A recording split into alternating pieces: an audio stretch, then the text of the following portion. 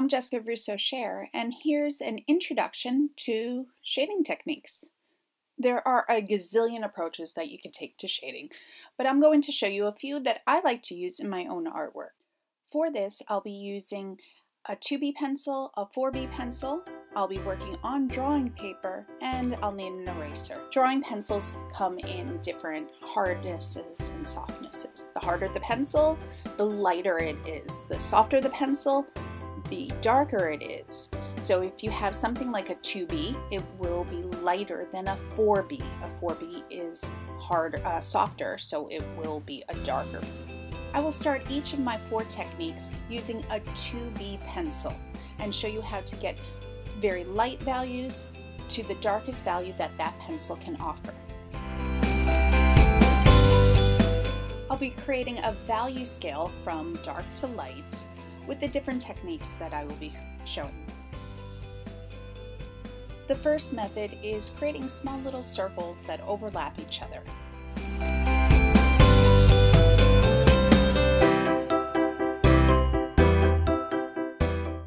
I call this next technique stars. It's not really stars, but it's a bunch of squiggles and scrabbles in different directions. I like this technique because it helps create more of a continuous tone or overlapping of values, and the lines aren't going so deep. The next technique is by making a series of lines going in one direction, and this is called hatching. And you just build up layer upon layer of lines.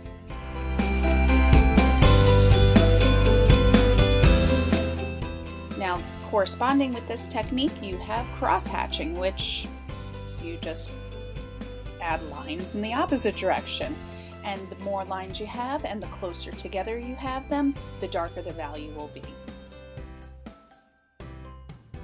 If you have a darker value pencil, in this case I'm using a 4B pencil, you can make your value scale much darker. It's a softer pencil and therefore it can achieve darker values. So I'm going back through the different techniques and I'm just applying the same technique with the darker pencil, and you can see how my value scale gets broader. If you like, you can use a harder pencil for the lighter values. But this is really tricky. When you use a harder pencil, it doesn't blend very well. It's harder. And so you have to be very careful with your pencil lines and try to hold the pencil toward the end of the pencil so you're not pressing into the paper and creating grooves. The absolute best advice I can give you for shading is just adding layer upon layer of pencil rather than pressing hard to get darker values. Now, bringing this to the real world, you need to consider light and value and shading, and that means chiaroscuro, light and shadow. So if you have one light source, you'll be able to establish this better. You can go back and watch my video on chiaroscuro sphere to understand the different values. And here's how I apply all of those techniques into one drawing.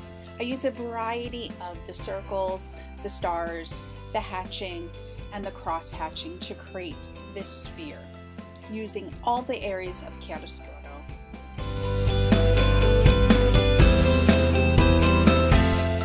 When I reach the limitations of the pencil, I can choose to bring in a tool like a blending stump or tortillon, or use a small piece of paper, never use your finger, to blend. And this can help create that continuous tone. But warning, if you overuse this, it will take away the slow transition from one value into another and make everything look one value and flat. So don't get too happy with your blending. Use it in certain areas just to reach the correct value transitions.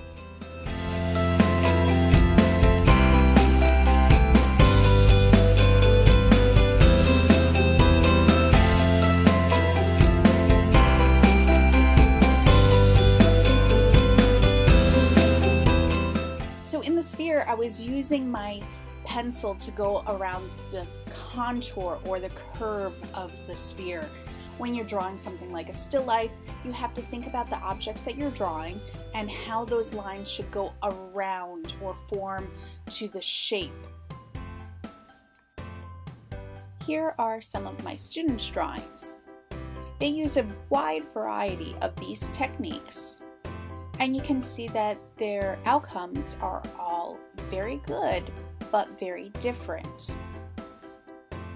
The main thing is that you're considering your light source and trying to achieve a wide range of values that represent what you can see in the real world. Consider when it would be appropriate to use hatching, perhaps more on a flat surface, or when you're drawing architecture, or when you need to have more subtle transitions in values, you might want to use the circles. Even though this exceptional drawing, you can barely see any of the pencil strokes, she used a variety of circles and blending for the face.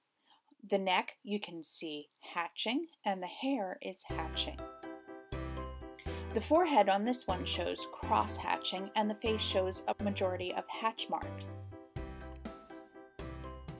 Try them all out and see what works for you.